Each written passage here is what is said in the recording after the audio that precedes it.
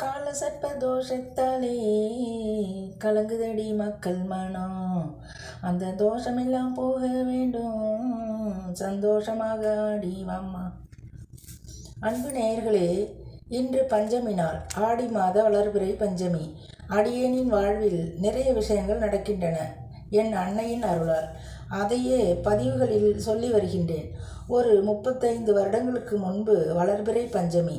வெளியில் உள்ள குளியலறைக்கு செல்லலாம் என்று கதவை திறந்தேன்.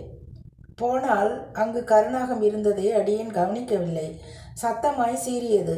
அருகில் சிறிய சாலை இருப்பதால் சைக்கிளில்தான் காற்று போய்விட்டது போலும் என்று நினைத்து முடிப்பதற்குள் என் கால் அருகில் மீண்டும் சத்தம்.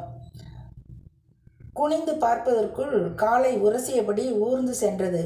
என்னவாய் இருக்கும் என்று அனுமானிக்கும் முன் மீண்டும் சீறி பெரிய படத்தை காட்டி அது நல்லறவம்தான் என்று தீர்மானிக்கும் முன் காம்பவுண்டு சுவரின் ஓட்டை வழியாக பவானி அம்மன் ஆலய வளாகத்தில் சென்று விட்டது.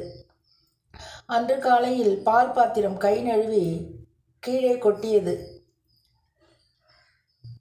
இதற்காகத்தான் இருக்குமோ என்று தோன்றியது.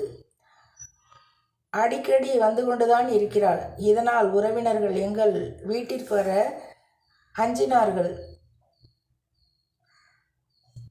துர்க்கையின் திருவிளையாடல் பதிவுகளில் இதை காணலாம் நேயர்களே.